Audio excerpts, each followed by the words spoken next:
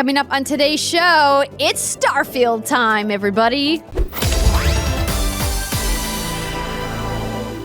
What's good, everybody, and welcome to another episode of the What's Good Games podcast, your source for video game news, commentary, analysis, and funny stuff every Friday, except it's not Friday, everybody. It's Thursday, August 31st, which means it's Starfield Day. That's right, Yay. The embargo for review impressions has lifted for Bethesda Game Studios' RPG extravaganza, which we're going to get into in just a moment. And we are just going to focus on Starfield just for this episode. But before we get into that, I'm Andrea Renee. Hello, everybody. Glad to be here. I'm joined by Mrs. Rihanna Manuel-Peña. I actually played this game. Hooray! I'm so glad. Otherwise, this conversation would be very long and boring for you, probably. And Brittany Brombacher is also here. I'm very burpy today, but I'll try to keep it in just for y'all. You know, I believe in the wonders of editing and noise gates. I think we can hopefully edit most of those burps out, everybody. Thank you so much to this month's Patreon producers, Chewy, Godson, Faris Attieh, Justin, Foshee, and Punkdefied. And welcome to our Patreon community at patreon.com/whatsgoodgames. Andrew, we'll be doing our elite patron shoutouts in just a little while. So thank you so much to everybody who supports our voices on Patreon and helps us keep the lights on. You can go get the show ad-free there if you want. Speaking of ads, this show is brought to you by MeUndies and Shopify, but I'll tell you more about that later. Brittany, what's another way that people could maybe support the show if they don't have any dollars to drop onto Patreon?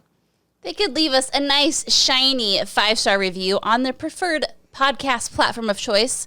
I think the Apple Podcast one helps us out the most, but if you are a solo Spotify listener, I won't complain.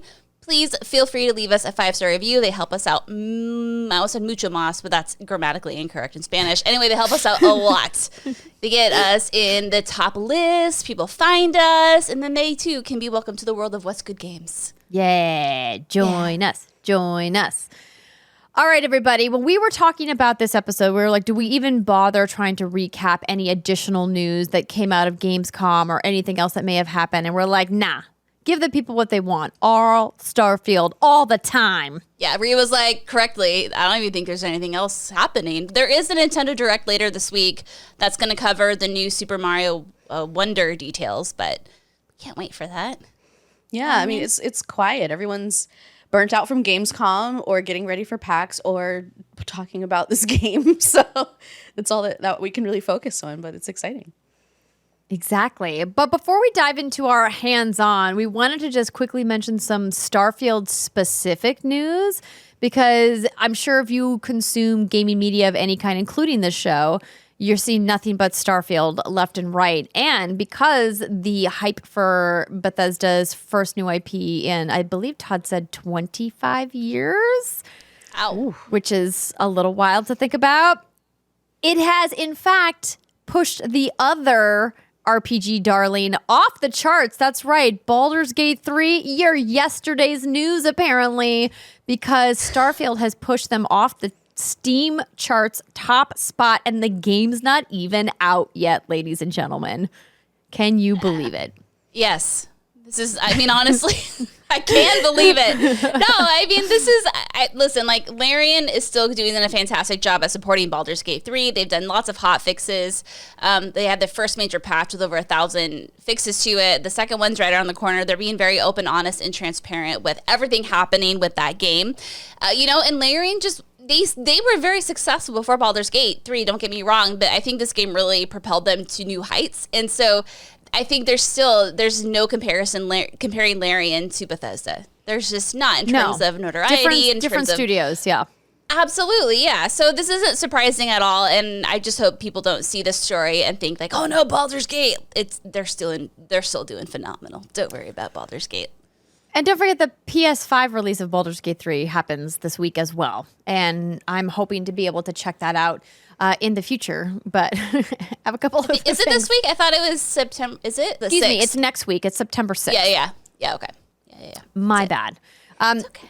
Ladies and gentlemen who are listening and watching the show, please give me a little grace this week. I'm working on a multi-day, almost multi-week sleep deficit because my 2-year-old has decided she, one, doesn't want to go to bed and then doesn't want to stay asleep.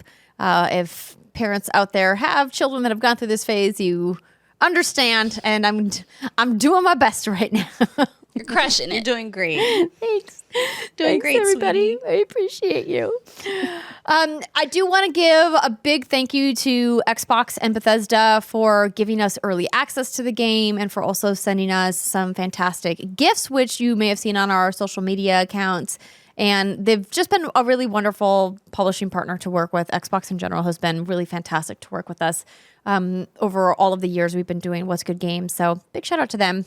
Very excited to be part of the early access period. So how do you want to go about doing this, impressions? We're not going to call it an official review. You'll probably see the word review in the title or in the description because we SEO. need to do that for SEO reasons. But y'all know that this game is way too big for us to actually see everything it has to offer in the time that we have right now. We will definitely keep talking about this game over the next few weeks and maybe months, but we've played a good amount of it between the three of us. Yeah, I think that'd be a good place to start. Talk about how many hours we've played and kind of what our play style has been, so people are aware of that. And maybe Sure. also our previous Bethesda RPG experience, because I know very different levels here. Yeah, I think that sounds great. And just as a reminder, if you are a regular listener of the show, but you haven't really been into the Starfield news, it is a space role-playing game coming out from Bethesda. It is in early access on August 31st and out globally on September 6th, both on Xbox, which is a console exclusive, and on PC. It has all kinds of fun bells and whistles attached to it, which we're going to get into. But basically, you take on the role of a space explorer and you head out into the galaxy in search of the big unknown. Sold me on it. You pitched it. But yeah, going off of what Ree's criteria was, which is great criteria. For me, I've never finished a Bethesda game before. I think what happens is I think the one that I've had the most air quote success with was the Elder Scrolls because it's fantasy and that's totally my shit. I think I played 100 hours of that game, never finished it because I got too sidetracked with all of the fun stuff there is to see and do and really losing myself in that world in a really immersive way. I've started Fallout a few times. I never get super far into those because the post-apocalyptic shenaniganry really ain't my jam. Even less my jam is games set in space that have a realistic undertone to them. So going into this, I was really concerned about, and I've said this for, I feel like years now. I think if there's one studio out there that could sell me on this concept of a space exploration game with, as of what I played right now, feels semi-realistic, right? It would be Bethesda, and that is one of the main reasons why I was so excited to hop in. So I've played about 35 hours of this game, and I have done one story mission. All of the other... Just one, and I'm halfway through, I think, my second one. Every hour I've spent playing this game has been me running around, getting sidetracked, and having an absolute blast. I didn't think I would get so sucked into this, I would say world, but that's technically incorrect, this universe, if you will. But I am. I'm just blown away, and I won't get too much into this because I still want to hear from, obviously, you and Ree about how far you are. But with all of the stuff there is to see and do and all of the abandoned space stations I find and the ships, and I'm just I want to keep going and hoarding things because I picked the mortgage perk, I think is what it is. I did too. Dream House, baby. Let's go. Dream House. I picked that perk. I picked the Adoring Fan perk, and I picked the kid stuff perk, so my parents are still around, and I have to send them money every month. But so I've been going around hoarding stuff because I want to pay my mortgage off, and I think I have about 200,000 buckaroos right now because I've been doing a lot of hoarding and unloading. But anyway, that's where I'm at right now, and I'll stop before I keep going. Okay, Rihanna. So I have never finished any Bethesda games. I've played maybe 10-ish hours of Skyrim. And I'm sorry. Only 10 hours. Okay. I just did it, It wasn't your thing. Yeah. You're cool. This arrow to the knee business, not for me. Yeah. No but arrows in I my tried. knees, please. Thank you. No, thank you. No, I gave it a shot. Honestly, before this year, I probably played the most out of Fallout Shelter of any Bethesda. Okay. Okay, very popular. Yeah. So, I mean, this year, of course, we had Hi-Fi Rush. We had Redfall and now this. So this, it's funny. I tweeted this earlier. It's like, this is the most Bethesda content I've ever played in my life all put together. So I'm at around 13 hours in Starfield, and I just hit level 10 because I too, like Brittany, have completely ignored this story. Yes. I've done 0 story missions. I literally just went back and took off to start the first story mission. And that was maybe like an hour ago in my playtime. So I have been doing nothing but side content and having obviously a really great time. As far as my goal and like the role-playing plans that I have, I would really like to become a space zoologist. I want to learn everything about all of the animals out there. I want to collect them all. I'm playing like a Pokemon Snap, and it's been wonderful. It's really scary, and so it's like I have to, kind of like scary. I have to, yeah. It's frightening. The animals are frightening. There's like I haven't seen like any like really big bad creatures yet, but the game is like definitely dropping lots of hints that there's going to be some. Nasty creatures. I mean, in true Bethesda fashion, there should be, right? Oh yeah, it's full on creature feature. And for context, I've also watched about another 10-ish hours of gameplay from my husband Danny Peña from Gamer Tech Radio, and he is like fully at New Game Plus, 60 hours plus. He's done a lot more content than I have. So my full experience, I'd say, is around 20-ish hours. Varying from side random fun shenanigans and living the zoologist life, and what he's doing is more combat heavy. So I've seen a lot, but this is definitely the most Bethesda RPG I've ever gotten in my life. Did you pick any perks before you started? I didn't. I went 0 perks, and I wonder. I do appreciate that the perks, those 3 perks, are optional. I mean, there are some of the RPG stats for your character that aren't optional, but the perks are, which is to me great because it's here's a cool thing you get, but here's the negative thing that comes with it. And I was like, I don't like this. Yeah, and we can get into this a lot more, obviously, but like apparently there's like whole missions and like dialogue trees and things that you can or can't access depending on which perks you pick. So it's lots of content out there. But yes, I'm trying to just, build an outpost and start a quiet little trade farm and then just collect pictures of animals. I'm going to have to talk to you about the outpost because I haven't even started an outpost yet. It's so deep. Yeah, I attempted to start an outpost and then I was like, I can't focus on this right now. I need to pin this and then come back to it. So I, like Britt, am around 30-ish hours into the game. We are moms of toddlers, so we don't have the time to just sit down all day long and just keep playing. So I think that that's still pretty good, given that, the game is technically out next week, and we'll have more to say next week, of course. I have quite a bit of experience with Bethesda RPGs. I mean, I'm not one Emily Rose, who is hopefully going to be joining us next week as our Bethesda Game Studios expert that we have worked with in the past, but so it'll be really great to hear from her. But I mean, sunk multiple hundreds of hours into Elder Scrolls and also into the Fallout series, and have been a general fan of Bethesda games since I, have been playing video games. I didn't play a lot of the legacy Bethesda games, like some of the older games, like 20 plus years ago. Mostly because they were PC games. And I played PC games for a very specific time of my life and then became a console bae. So I have been doing almost nothing but story missions. I knew that you two like to get lost and wander and explore. And while I also enjoy that, I was like, I want to see as much of the actual like story and narrative of this game as I possibly can.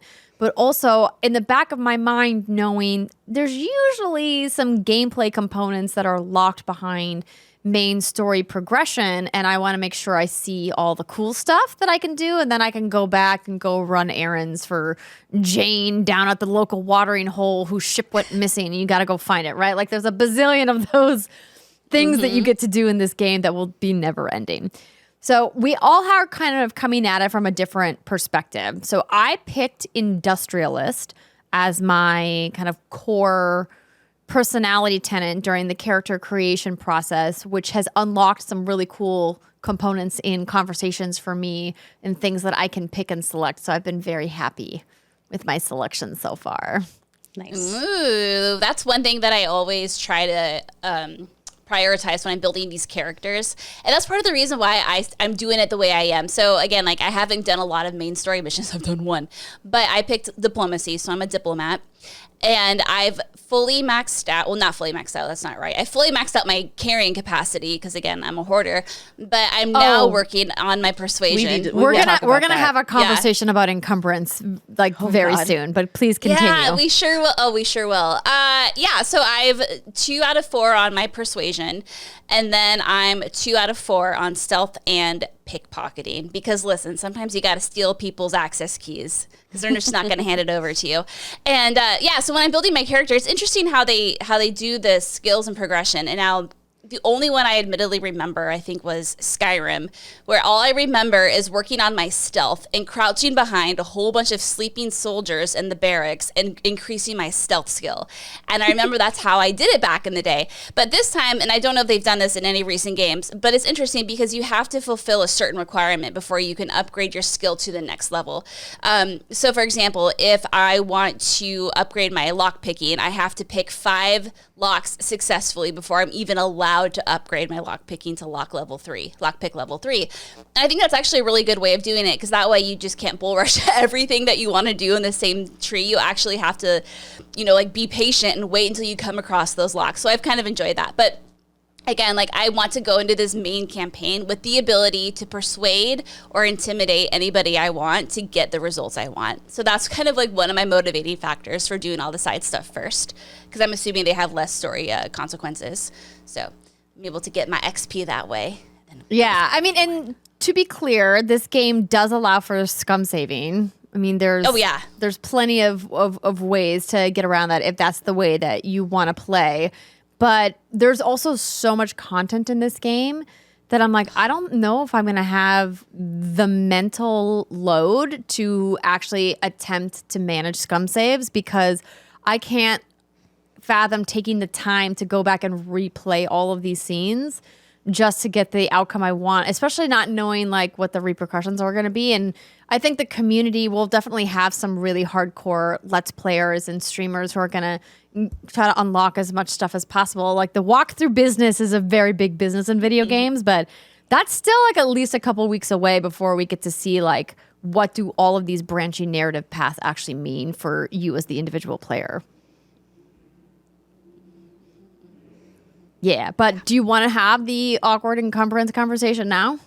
Well, I think it would be helpful maybe really quickly to say, are we focusing on mechanics first or story first? Because I do want to give a very clear spoiler tag for folks who just really don't want to know any mission details. I mean, I think we should definitely just focus mechanics. This is going to be a spoiler-free conversation, but if you want to go in blind, I assume that you wouldn't be here. Yeah. If you don't want to see anything, if you want to hear nothing, you probably are in the wrong place.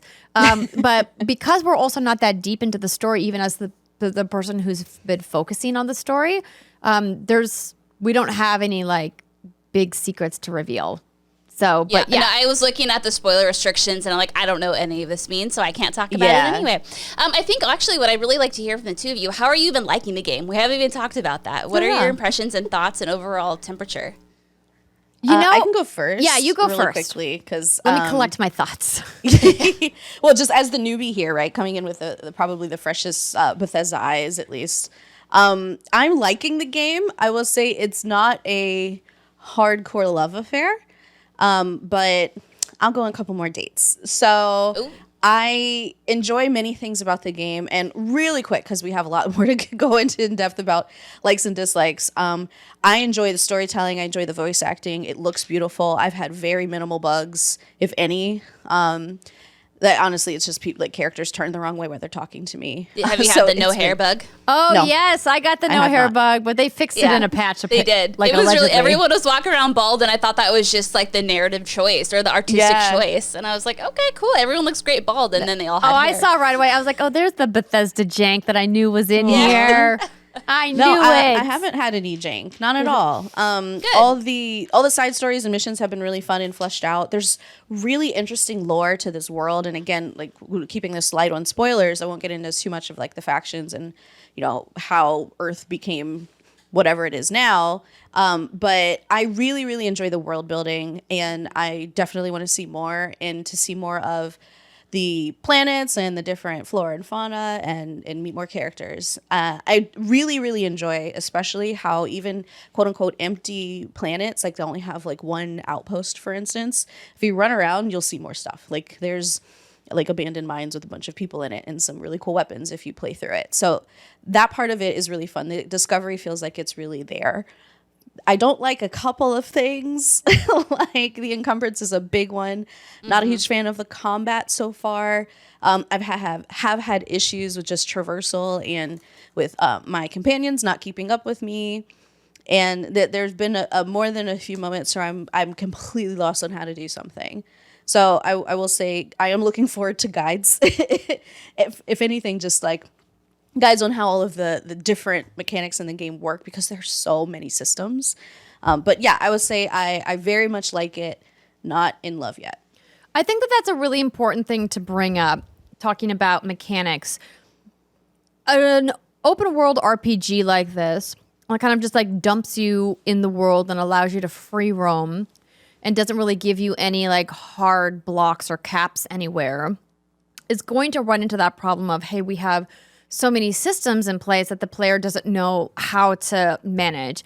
And I think what Starfield suffers from more so than a game like, or a franchise like The Elder Scrolls, which is high fantasy based, is that they're relying a lot on scientifically based space sci-fi systems working together to kind of provide this fantasy simulation experience. And because of that, there's so much to parse that it actually kind of like makes your brain melt a little bit when you first start. Because like when you think about your opening 15 hours of Skyrim, a lot of it is just you running around, trying to pick up weapons, trying to pick up clothing items, talking to people in villages, and basically just exploring. But Starfield is not that. You have to get to know your ship right away, which, by the way, there's many subsystems, which we'll talk about a little bit later on. You have to figure out oxygen use on planets, how the jump and the boost pack works. You have to learn how to put your freaking spacesuit on, right? Like there's so many systems at play, and the game handholds you through none of it. And I'm not saying I need some big tutorial level. I think a lot of the allure of this game for players is like that idea that you can kind of just go in and experience it at your own pace and get lost.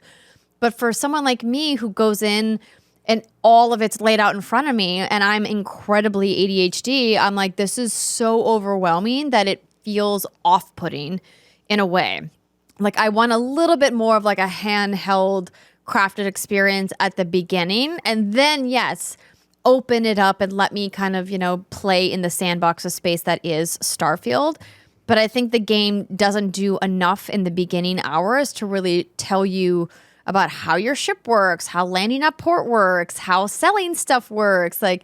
And you're right, Rihanna, that I think guides are going to do a lot of heavy lifting in the first couple of weeks. So I guess in one sense, thank you, Bethesda, for keeping everyone who writes guides in business, because yeah, there's a lot for them to unpack. There's a lot. I don't know if you guys have taken advantage of the help menu under the start. You push start and then there's like a help tab. Yes. That has helped a little bit, but I think you two have echoed exactly what my concerns are. Not my concerns, my biggest frustrations are. I remember I started the game, I did my one mission, and then there's people asking if I want them to join my crew. And I'm like, I don't know, do I want you to join my crew? I'm like, I'm broke as hell. Like, I don't know what good this does me. So yeah, I'm I've just gonna, said yes to leave everybody. You. Like, I've said yes to literally everybody. So I'm like, I don't know. Yeah, no, but they wanted money, and at the time I was a poor broke human trying to pay off my fucking $125,000 mortgage. I'm like, no, I'm gonna leave you in the bar. Keep drinking your drink. And then I stumbled upon a planet, and then it gave me the option to build an outpost. I'm like, but why do I want to do this? And then it's like, you should store your resources on your cargo ship. And I'm like, but why? What are these resources good for? And again, I agree. I think at a beginning, even a couple hours just handheld, like, oh, you have to build an outpost, you have to do this. I think that would have helped out a lot. And maybe this is the Bethesda charm and I'm just, blissfully unaware, but it was a lot and there are a lot of systems. I tried to hop into the shipbuilder, and then it wasn't until I read the review guide we got, and in there they give some tips, and that's very common for games like this. But in there, a lot of the activities were called late game. And that was kind of confusing to me. I'm like, well, why is this shipbuilding thing late game? Why is Outpost considered late game? Does that mean like I shouldn't be able to do this now?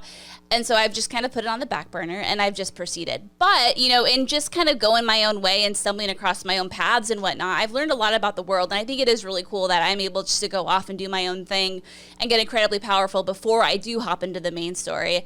And I've just found that really, really fascinating. But I think there's been some hair pulling moments for sure where I'm like, what am I doing? The traversal too is really complicated at first. And I got it now, but for a while I'm like, am I supposed to land?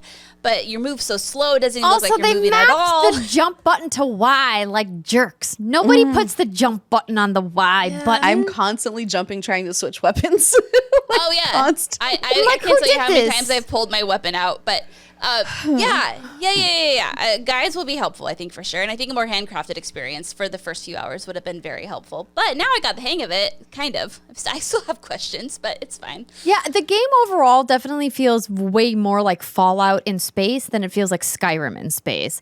And I think that that's going to appeal to a certain Bethesda fan, but there was a lot of systems in Fallout that I tolerated, for lack of a better word, but didn't really enjoy, that I'm tolerating here for the sake of seeing it, because there is a lot of magic in this game. I want to highlight a moment. Just turning the game on, booting it up for the first time, and just marveling at how beautiful everything looks. So I believe we're all playing on Xbox Series X, correct? I'm on the S. You're playing on Series S. What Todd Howard plays on, apparently, the game director. So I was just blown away by the amount of work that Bethesda Game Studios as a team did, because I think we as fans of BGS games just kind of accept the level of, again, the Bethesda jank in games, because the vastness and the depths of their gameplay systems means that, the sacrifice usually has to come in poly count in graphics somewhere, right? You just can't build art for all of these things. And I just have been continually impressed over and over again by the quality of detail in every little thing. And I know that this has been a hallmark Bethesda game studio trait in a lot of their games, where you can look at everything in the menu and go and inspect the items, and there's a care and an attention to detail in the smallest of things that you're looking at in your menu and in your inventory. And I just a lot of times just stop and marvel at how beautiful this game is. And the meatloaf in the inventory, I'm just going to say it. I looted some meatloaf today, or I cooked it rather, and I just I'm going to look at that meatloaf in the inventory, and it was beautiful. That was the most beautiful meatloaf I've ever seen, because you can rotate it every which way. And I was like, someone had to craft this, and they did a damn good job. I love that you brought that up, because I also have a bunch of screenshots of some sweet buns from a grandma that I found in space. If you haven't run across Grandma in space yet, there's literally a ship that's called Grandma. Oh my God. And that's all I'm going to say about that. But she did give me some sweet buns, but she's got some very interesting things aboard her ship. And it's an experience that I would say you should not ignore. When you see Grandma's ship, if you're landing into wherever planet you're trying to jump into or whatever, jump into, and you see Grandma, hail Grandma, and be hail Grandma. So hail Grandma. Because you can hail these ships, right? This is a big mechanic of the exploration of space. As as you're jumping between planets and systems, you'll come across ships and you can hail them hello, hi, how are you? And sometimes they respond back and sometimes they don't, but it's really cool, the kind of branching paths that it can open up for, what is that person doing? Who are they? Are they pirates? Are they not? Are they friends? Are they foes? Do they have something worth looting, or do they just have junk aboard their ship? You never know until you actually go check it out, right? And that's what I think people are very excited about for this game. And let me tell you, there is no shortage of it. You can, as these two ladies have said, completely ignore the main quest line and just explore. I have a gameplay clip that I don't know if I'm going to be able to or if I'm even allowed to show pre-launch, where I scroll through the Starfield map, where you see just how many different systems you can jump between. And you guys, I don't think that number that Todd has said, there's over 1,000 planets, really sinks in until you see the scope of the map and just how much you can do on each individual star system on the map. But it's a lot. I do not envy anybody who literally has to make a guide on everything you have to do in this game. It feels like an impossible task. So that's what I love about it. I was on the moon the other day. I think it was last night. And I was just wandering around, You mean Earth's, I wasn't sure what to moon, right? Earth's moon, yeah, Earth's moon. And beautiful, you got the Milky Way galaxy, and it was a really cool moment. And then I just happened to come across an abandoned cryo facility. And I went in there, I spent about 45 minutes to an hour in there just exploring and learning what happened here and reading notes and getting some pretty nice contraband, I will add. Now I got to figure out how I'm going to get that somewhere where I can sell it. I got my first piece of contraband recently and I just jettisoned it. I was too nervous. I was like, I can't. Oh, yeah. I was successful one time selling some stuff, but then I think I picked up human organs or something. And now I have to figure out, what do I do with this? But there are systems, obviously, where you can cover the contraband so they won't be able to find it. I haven't unlocked any of that yet. But no, I just spent all this time in there and I found some really cool gear, some really cool stuff. And there was a narrative story that was told within that facility. And it was a complete random experience. And I always remember, I think when I'm playing, I go into a room, okay, this has to be the end of this, whatever this is. Maybe it's an abandoned space yard or whatever. And it keeps going and it keeps going and it keeps going. And there are times where I'm like, oh man, I just wish it would end so I can, move on to the next thing. But I'm just so into what I'm seeing that I just want to keep going more and exploring more and finding. And you always feel rewarded. I always feel like I find a really cool weapon or a new suit or some really, a lot of credits. But Brittany, this is a great time to talk about the fact that you can't take it all with you. And boy, oh boy, are your companions quick to be like, drop that junk. Why are you picking everything up? Every companion I've had has been like, girl, how you carrying all that shit? I go, you leave me alone. I'll carry as much as this encumbrance will let me.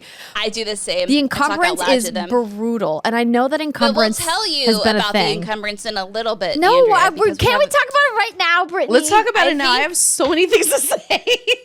It's hard. I was trying, admittedly, to give you a segue to our ad break. Well, that's a good break. Let's take a quick break while I get too heated. And when we come back, we are going to talk about encumbrance, everybody. If you need an adult beverage, now would be a great time to grab one.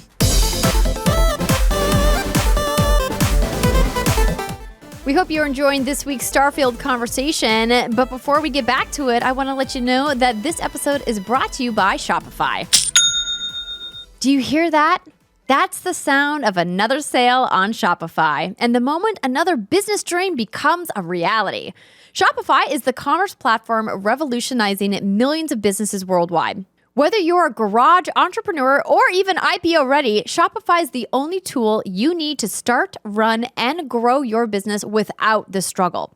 Shopify puts you in control of every sales channel. So whether you're selling satin sheets from Shopify's in-person POS system, or maybe even offering delicious organic olive oil on Shopify's all-in-one e-commerce platform, you're covered. And once you've reached your audience, Shopify has the internet's best converting checkout to help you turn them from browsers to buyers. That's right, no more abandoned carts at checkout, everybody.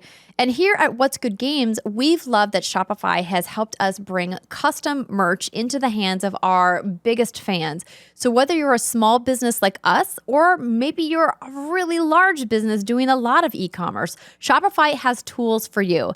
In fact, Shopify powers 10% of all e-commerce in the US. And Shopify is truly a global force, powering brands like Allbirds, Rothy's, and Brooklinen, and millions of other entrepreneurs of every size across 170 countries. Plus, Shopify's award-winning help is there to support your success every step of the way.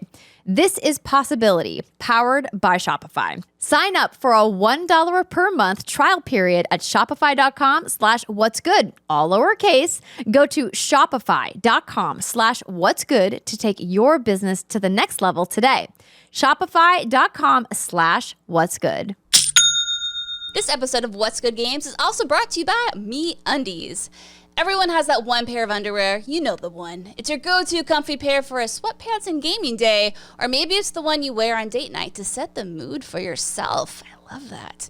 We all have something we like to wear when we want to feel confident, comfortable, or attractive. MeUndies opens up a whole new world where every pair of underwear is good enough to be the one for a specific feeling or occasion. MeUndies is here to expand your horizons by offering a variety of undies that can be your perfect match no matter the occasion or mood. Fancy a fun and vibrant day? Choose from our wide range of bold colors. Ready to break a sweat? Our Move Me collection is designed for dynamic movement. Wanting some downtime? Classic Hues offer the ideal comfy vibe. And I love how this ad opens up with your comfy gaming day and MeUndies, and that's kind of where I've been at lately because we have had some hot weather here in Washington. I think a few weeks ago it got to like 105, and when I tell you we are not prepared for that over here, and it was very much a little comfy boy shorts and tank top week, I would say day, but it lasted a whole week. And these things let you breathe, so you're gonna sweat no matter what, but at least you're sweating all the right places, like your armpits and other spots, but I'll leave that to your imagination. Anyway, because with MeUndies, comfort is not just an option, it's a guarantee. No matter what your day has in store, like 105 degrees and sweating, MeUndies ensures you feel great from the inside out. And to enjoy a 25% off discount on your first order and free standard shipping, head over to MeUndies.com/WGG.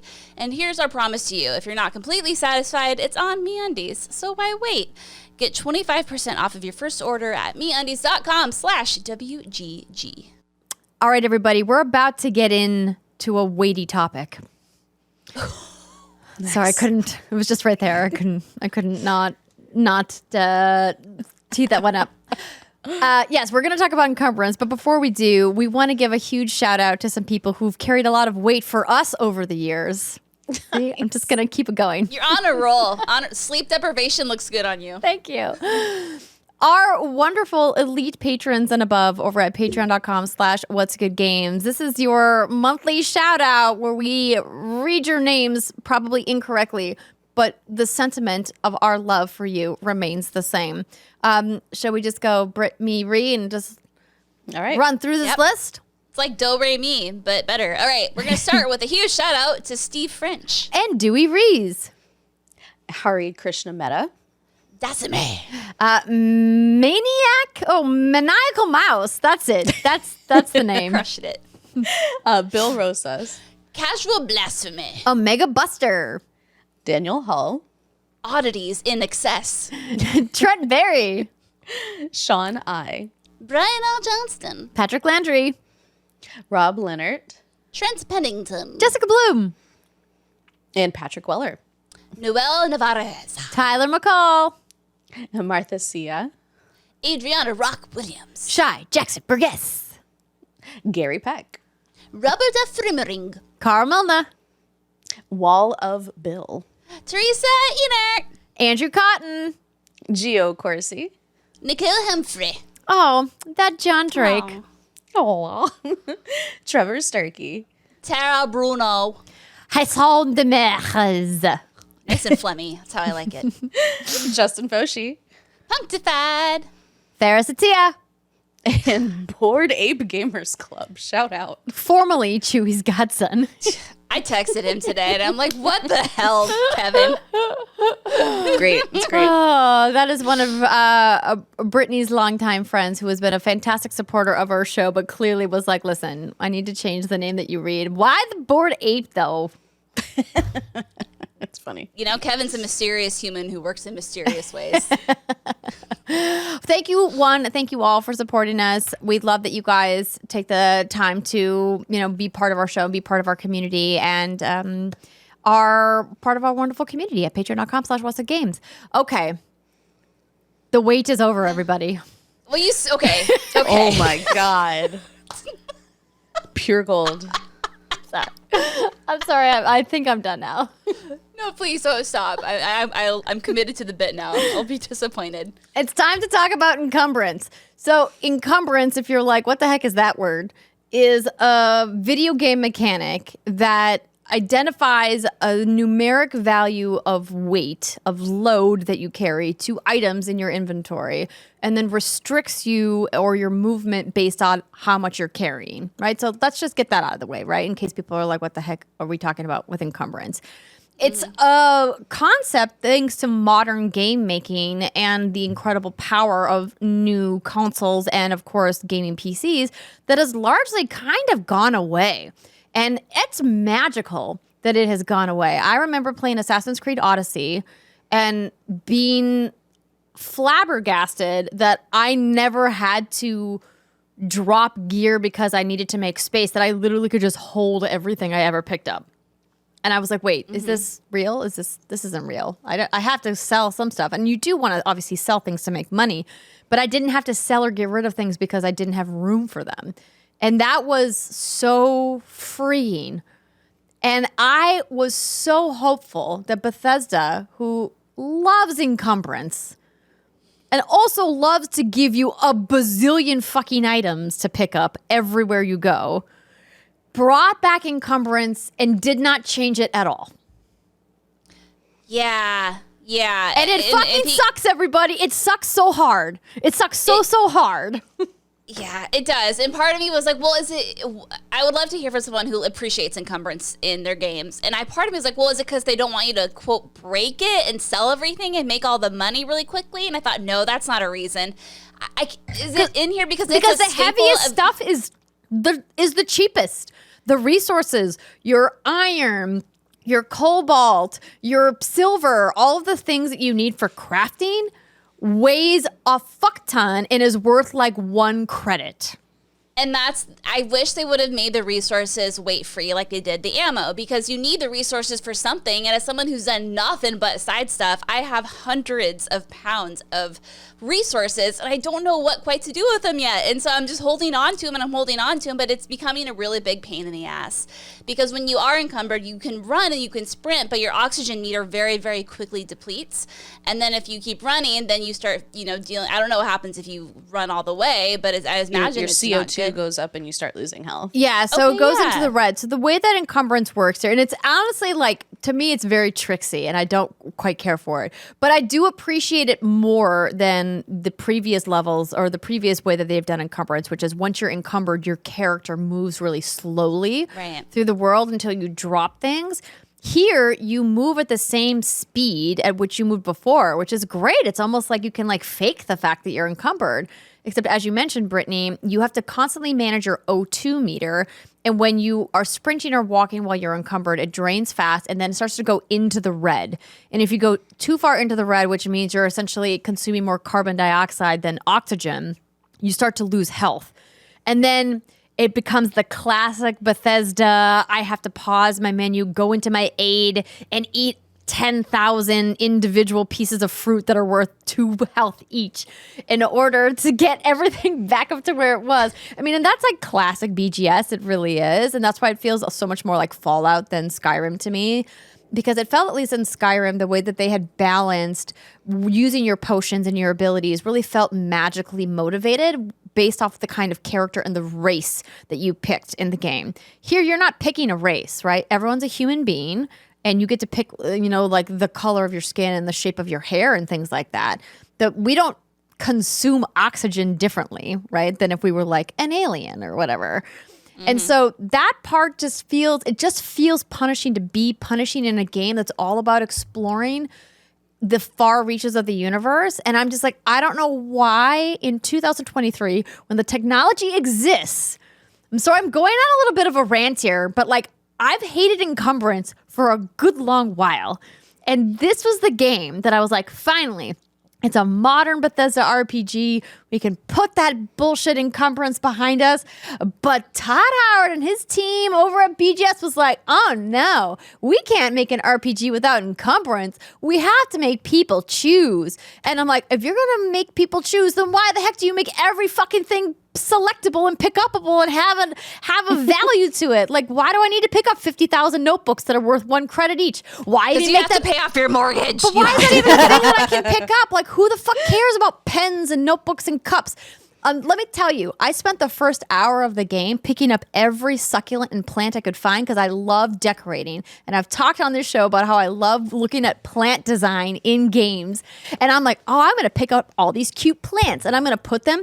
But it's not, I'm like, Andrew, this isn't fucking Animal Crossing. You can't like place the plants in your spaceship.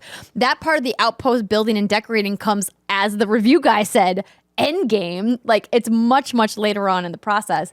And so now here I am stuck with all these things. I don't know why they didn't make it more generous and then make the things that are really high value weightier. That's the thing that I'm just like, I don't understand. Like the spacesuits and the helmets, which also take up a lot of weight restriction in your encumbrance load, also not worth that much. Yeah, I think about Baldur's Gate 3 real quick because you do have encumbrance in that game, but at any moment you can travel to your camp. It's literally a thing in your menu you can select, and then you have a treasure chest where it just has infinite capacity to store whatever the fuck you want. Diablo did something similar, yeah.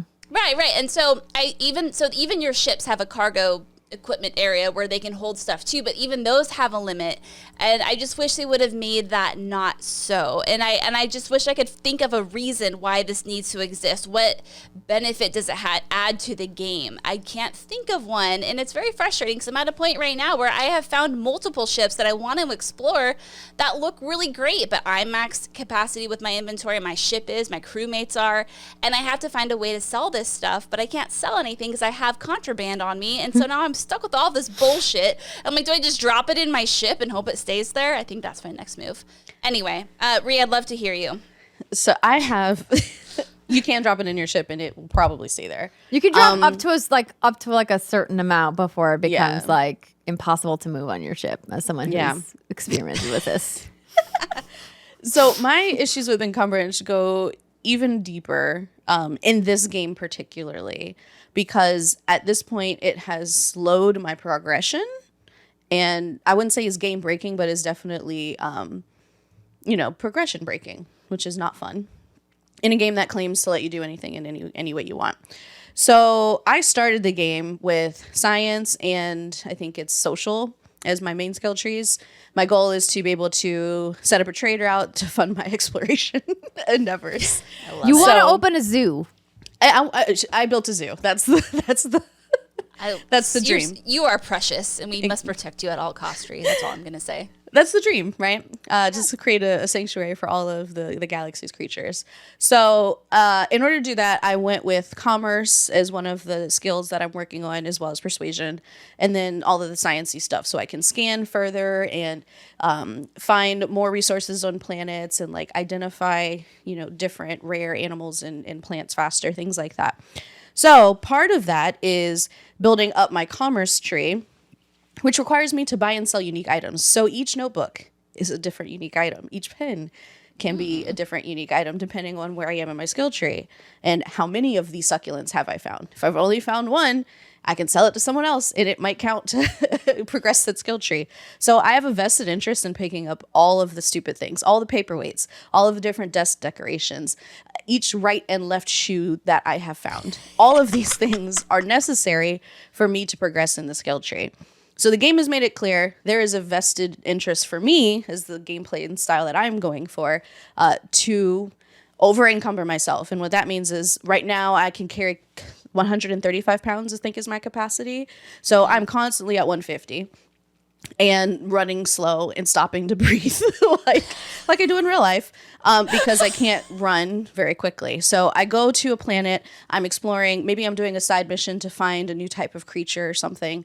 I'm scanning the area, I'm finding all of the flora and fauna, everything's going wonderfully. Then I have too much stuff. Then I look to my left, I look to my right for Vasco, my robot companion, because he's also my pack horse. He's nowhere to be found because he can't traverse the landscape. That's the pro tip, Rhea. He's gone. Just load up every companion. This is also why I've made friends with literally everybody. Because you can, once you've made friends with them, and even if they're not actively moving with you, you can just dump shit on them. Like I have one companion who's like my resource pack horse.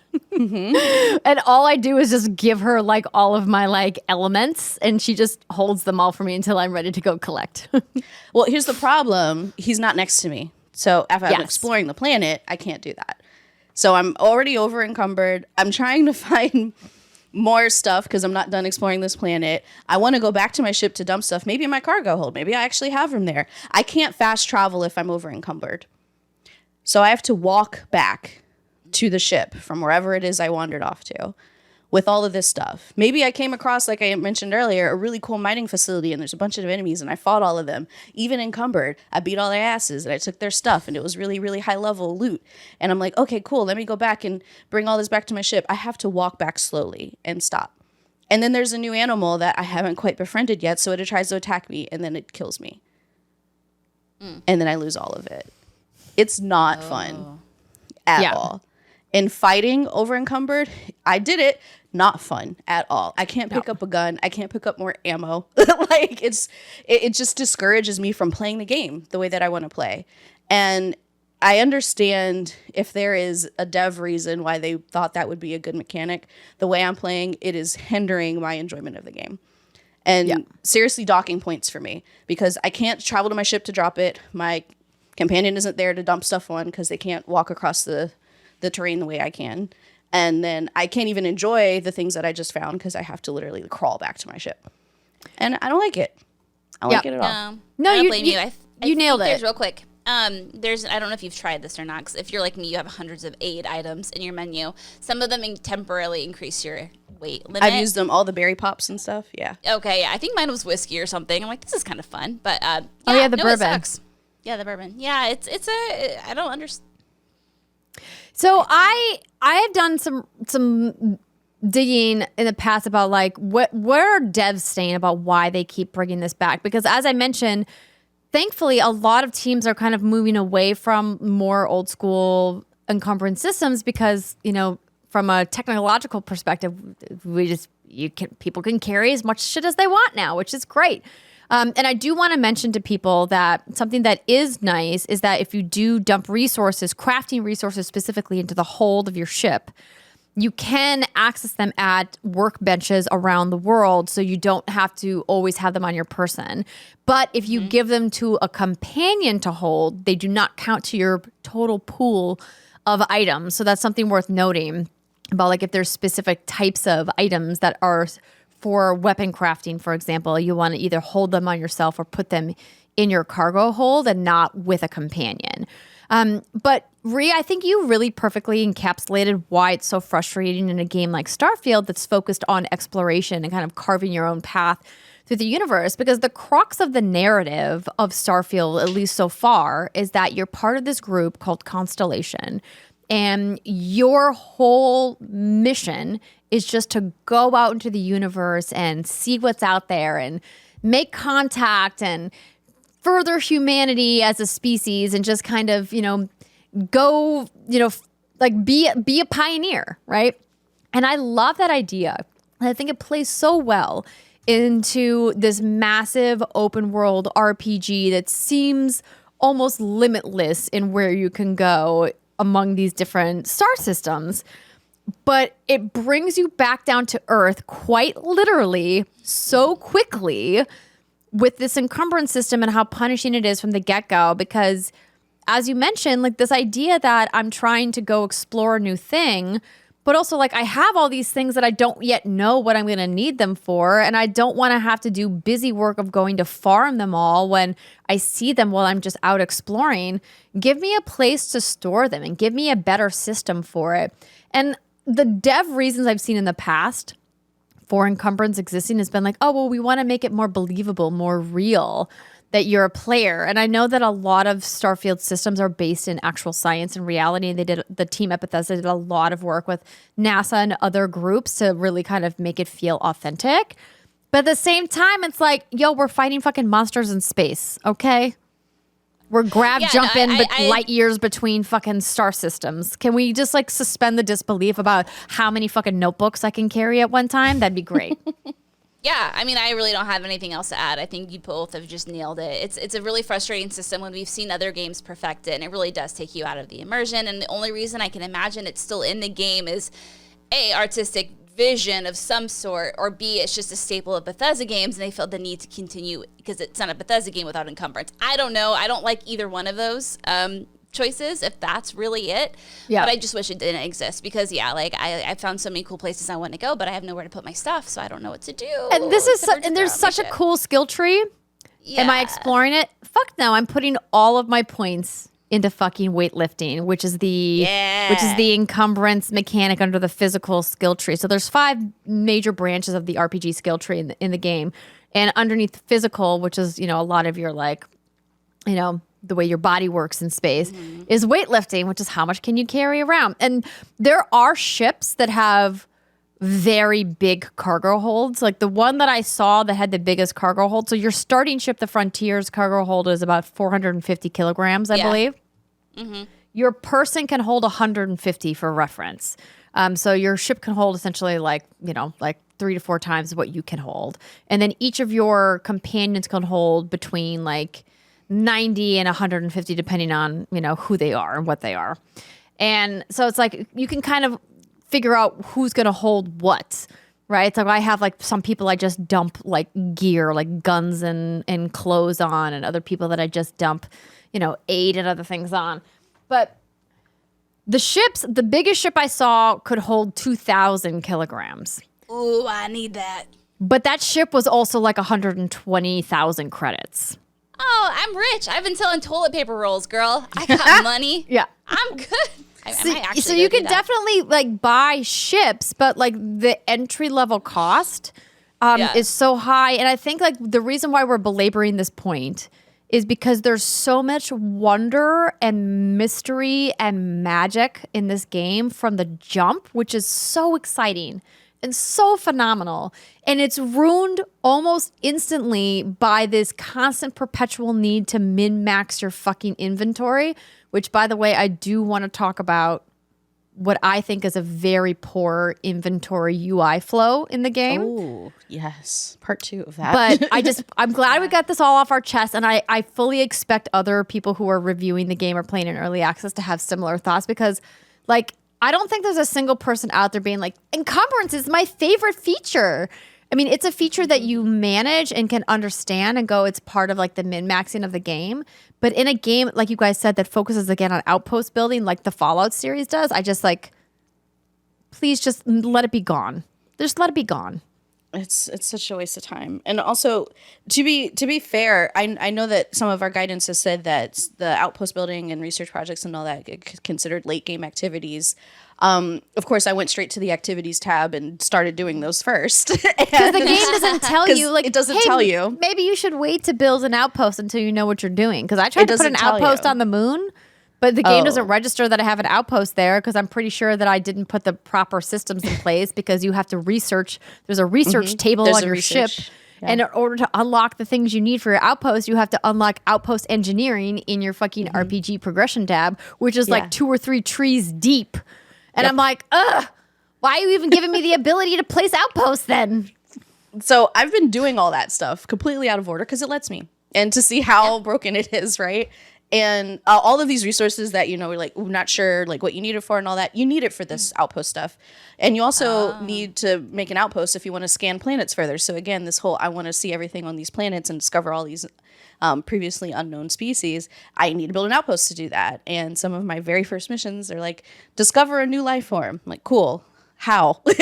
So I build an outpost to try to scan further, and then I try to get resources so I can do research projects to create more modules for my outpost to scan even further. But then I run out of space for my resources because I'm over encumbered and I have to walk back to my ship too far. And now outposts have resource chests, right? That stuff goes into. You can build that, yes, and you can also make them into mining facilities if you like. You hire the right people, you get the right research. And they can start farming resources for you and storing them as well. But again, it takes so long because you have to carry every brick by hand across the entire planet, and it won't help you do that. In any capacity. The game gives you the ability to collect really like high level and exotic resources, but you don't have the ability to use them in crafting until much later in the game. I'm talking probably like at least 40, 50 hours deep into the game. And I almost wish at the jump that they would just say, hey, it's good that you logged where you could pick up like chlorine and like tetrafluorines and all these weird elements that exist on the periodic table that you're like, that's not a real thing, but it is, and you're gonna need it for some exotic crafting later on, but you ain't gonna need it now. And again, it's all heavy as fuck. And then sometimes someone will be like, you know what, you did a great job. Here's 35 pieces of iron for you as a reward. And I'm like, bitch, I don't need fucking like 20 pounds of iron worth 20 credits. Get out of here. This is in Dreamlight Valley. Yeah. Yes. See, that's where I would want a bunch of iron dropped on my ass as a reward, please. But not this game. Because in Dreamlight Valley, I can hold as much iron as I fucking want in as many chests as I want. And like I can access them all over the valley. And I'm never encumbered. God bless you, Game Labs. But yeah, we're not going to keep belaboring it because we've obviously talked about it. But like, it's a huge pain point in a game. And it's just like a head scratcher in an ecosystem where it doesn't need to exist, or definitely doesn't even need to exist as egregiously as it exists at the beginning of the game. Like, sure, make the more exotic stuff mid to late game, make you have to min-max it once you get a hold of it. But like you said, it just feels punishing more than anything. Yeah. And for context, like usually I run with, a helmet that I have on, a suit, a backpack. I have a full suite of guns. So that's what, 1, 2, 3, 4, 5, 6, 7, 8, 9, 10, 11, 12, and maybe like 10, 8 items. And I'm at 100 already. Yeah. Out of my max capacity is 250. Wow. Mine's 135 because I'm and a little it's baby. not enough. Wait, where'd you get a backpack? My mom and dad's house. My mama found it for me, and she set it aside for me. Wait, if I had known that the mom awesome. and dad branch gives you 100 extra kilograms of encumbrance. No. I don't think it's that much. Because you start with 150. I have my weight. I'm at 135. I've never been at 150. Okay, maybe I'm at 150 because I'm building the weightlifting branch. Yeah. So my weightlifting is maxed out. And then I have the backpack, which has extra capacity. Got it. So if you've maxed out your your weightlifting tree, then that adds quite a bit of extra space. It does, but yeah. it's not enough. No, the spacesuits also are expensive. But then the game is like, make sure you have spacesuits and helmets for different experiences as you're always traveling between different planets. I'm like, yeah, bitch, where am I supposed to put all these different spacesuits? With my resources, and there's not enough room. Yeah, no, it's definitely an issue, and probably the biggest one I have. From just like a mechanic standpoint, and I hope I don't think it's going to go away. I don't think they're going to patch it out, but if they did, I would be very supremely happy. I think what's interesting about our discussion about this game is that I think when you have a Bethesda game, there are just such high expectations. There's certain things you expect, right? You expect an incredible world with world building, something that maybe doesn't hold your hand unless you experience it all for yourself. Endless mechanics, a really in-depth progression system, and a bunch of other shit you can do.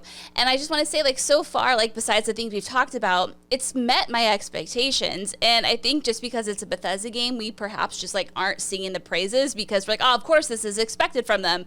Anything else would be bad. But I just do want to toot their horn and say, like, it has, despite some of the frustrations, it has been an absolute blast getting to learn what this world is all about and the culture of this world and who all the factions are, just from playing it. I think it's, Baldur's Gate 3 again is one that I always talk about, but I think that, is another example of a game that has just really succeeded at it. And it feels like this game, like you said earlier, Andrew, is just literally endless. I feel like it is literally an entire world. I feel like every ship I come across, every, I'm an air quote, dungeon, even though they're not really dungeons I come across, feels like super handcrafted so far. And maybe as I go down and do more, they'll start feeling a little samey, but these ships just go on, and they're all so fun to look at, and I just find myself marveling at the details and how they really reward exploration. And it is just, again, like I said at the top, I'm having an absolute blast. I just don't know when the hell I'm ever going to finish this thing, ladies. I don't think that us ranting about Encumbrance took away from us like raving about how great the game is in a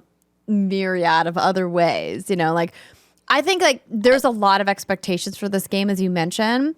And I think people are going to look at this game as arguably one of the best RPGs that's come out, in the last 5 years, if not the last 10 years.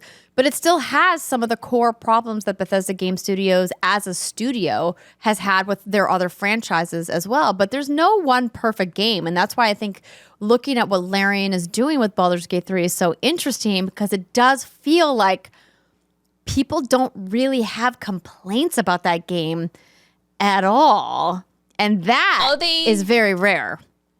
Yeah, I think, there are. That's why there's all these patches. From what I hear, Act 3 is pretty buggy, and there are some issues. But I think the reason we're not hearing a lot about that is because Act 3 is, 100 plus hours in, depending on how you want to play it. But now those issues are starting to surface.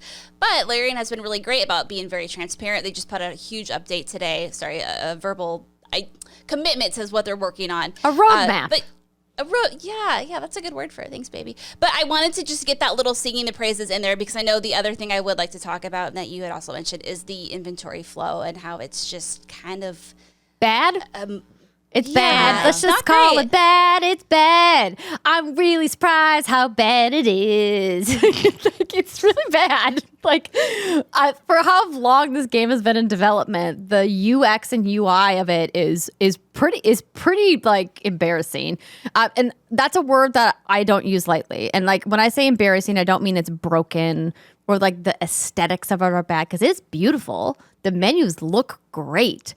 But from a user interface perspective, it is not fun. It doesn't have flow. And every time I go into it, I'm like, why did they make this choice? And that's the question that I would love to hear from the team who was in charge of the UX and UI at BGS talk about why this choice? Because it takes multiple button presses to get to your map. And to exit out of your map, you have to do a long hold on the B button to get back to your character. And the map, can we talk about the surface map and how there isn't one? Yeah. No, that's pretty much it. They don't give a shit about helping you figure out where you are.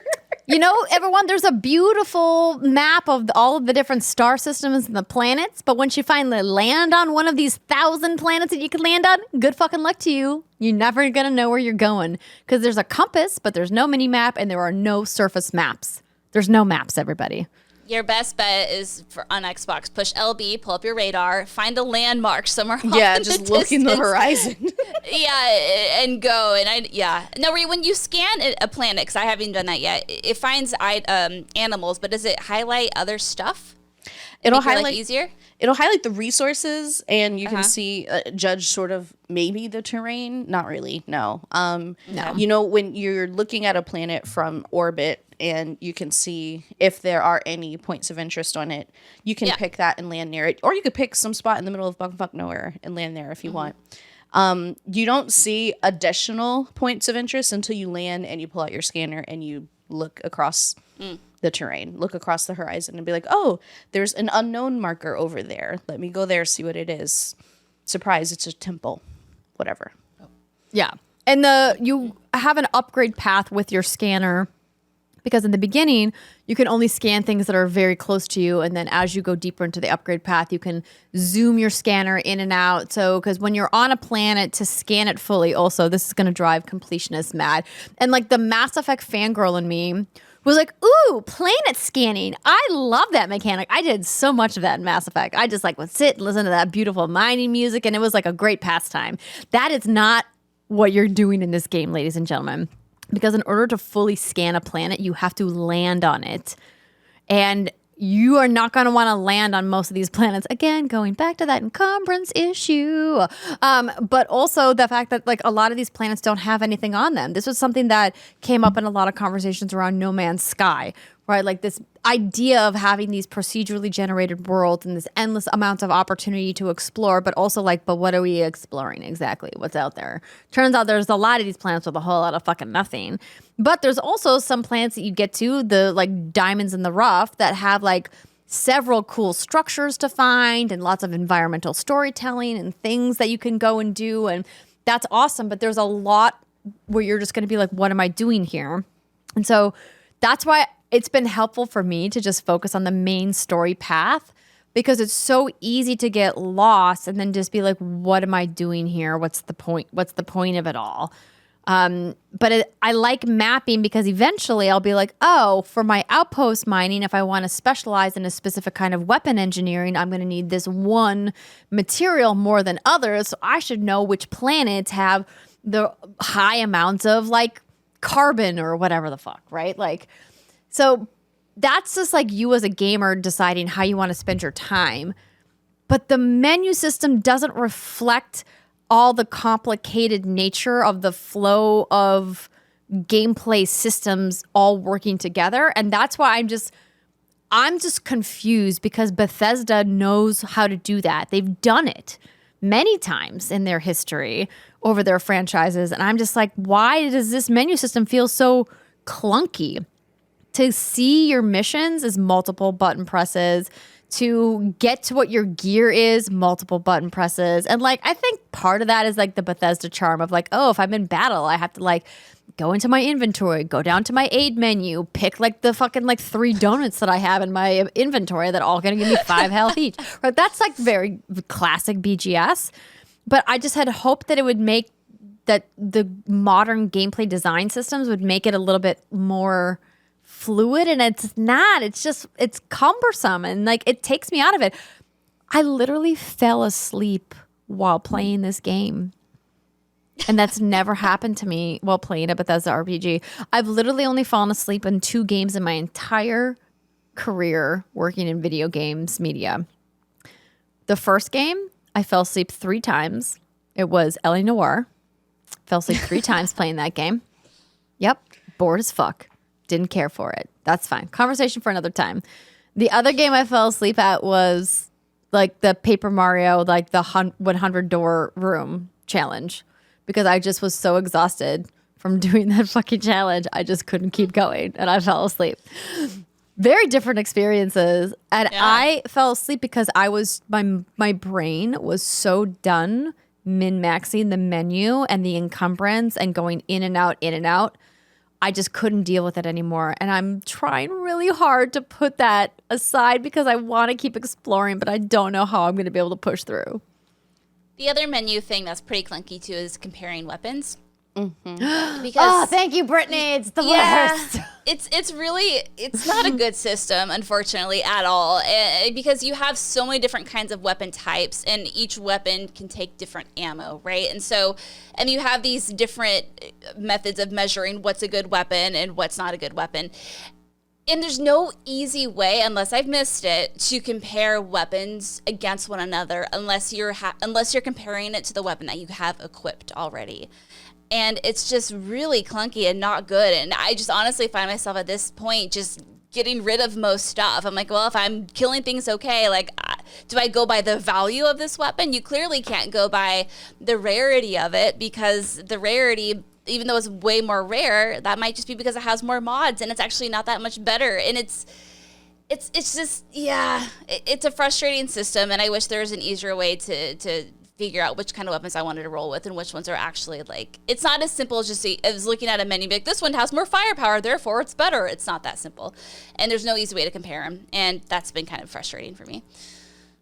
Yeah. And the game doesn't tell you which thing is, when you're doing the side-by-side, it doesn't say in the side-by-side which one's equipped.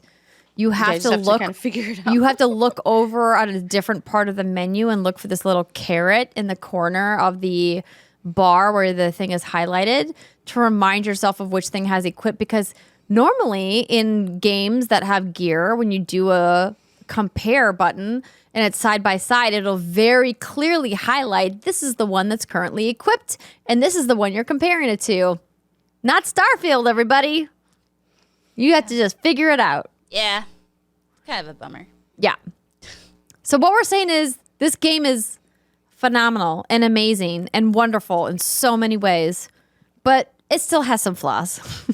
Some tedious tendencies here and there that I think are going to grind out some players. A lot of players, in fact. It's nearly game breaking because of the way that I'm playing. But that's why I'm not in love yet. I need a few more dates. Yeah.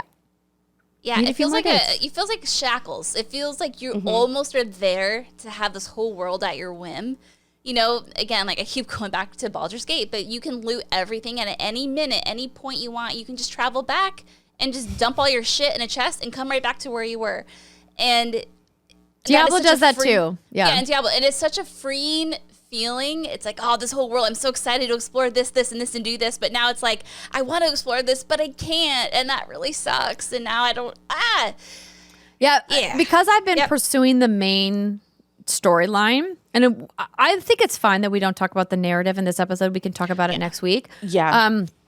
But because I've been pursuing it, I've seen quite a few different worlds, like jumping through the main quest lines. And a lot of it, I've just had to be like, later, because I'm like, not only do I not have time to go explore, but I'm like, I don't have space in my inventory, nor do I have space in my brain to manage my inventory to go and explore, because like I'll, like you said, have to just leave it all behind. And I don't know why you make a game with 1,000 planets and then make a fucking egregious encumbrance limit. It's like, it's space. Don't we have like magic pockets in the year 23, whatever the hell we're in? I'm just saying. Hammer space. Yeah. Okay, so before we wrap this episode up, do you think this is going to be a must-have? Is this a console seller? This is an exclusive to Xbox. What do you think that does for Xbox? I'm glad that you brought that up, because Xbox has been in dire need of a behemoth RPG, and Starfield is 100% it. Like, Bethesda delivered for Xbox on the RPG that they've been missing in their first party lineup. And I think Fable coming down the line will add to that, right? But we don't know when we're getting Fable. And this game being Xbox exclusive, I remember we talked about it, right? Like, I had to buy Danny a fucking bottle of alcohol because I was like, there's no way it's going to go Xbox exclusive. But then it did. Like, that was a huge get for Microsoft and Xbox. And I think people who own Xboxes absolutely should play Starfield, especially because it's in Game Pass. The fact that this massive, incredible achievement of game making is available for what, like $11.99 a month? I don't even know what the basic Game Pass price is anymore because it's changed so much. But like, let's say between 10 and 15 bucks a month, you could play for 30 days and get like a really good amount of time in this game, and then walk away if you want, is mind-boggling.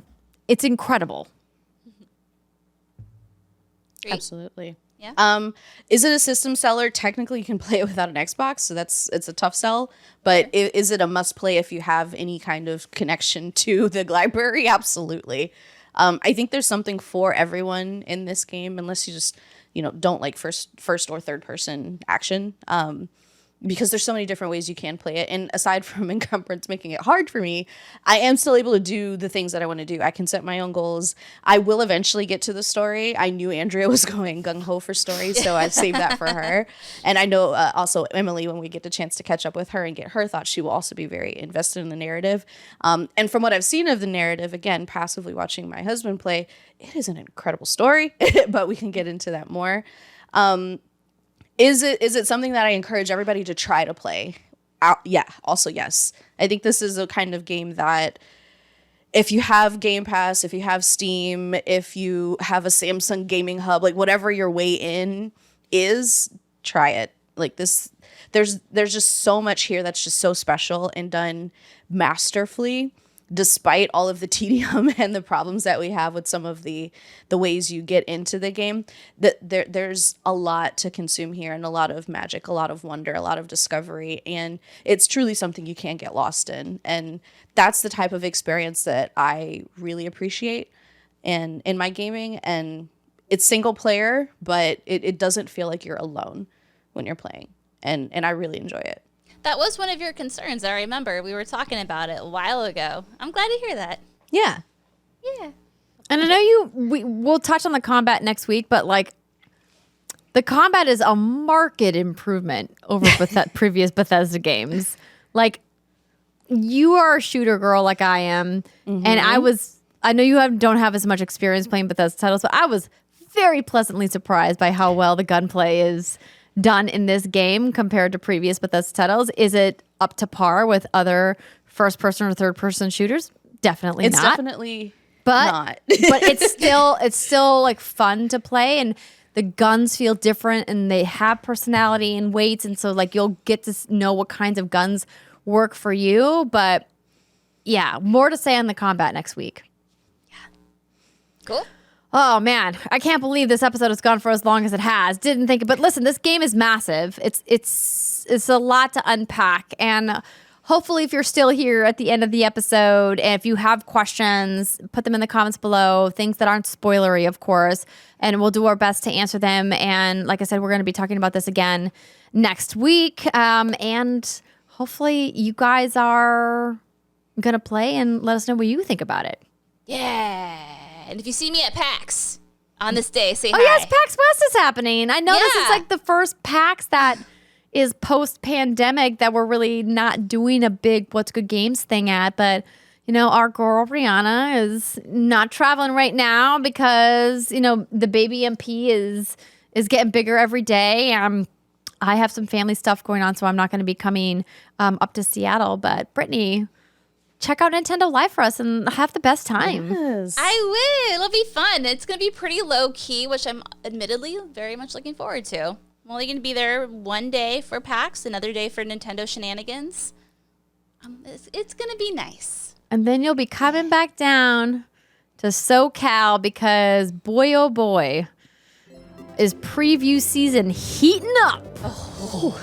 Lots of stuff happening, everybody. All right. You guys have a great weekend. Thanks for checking out our Starfield chat, and we'll see y'all next week. Bye, everybody.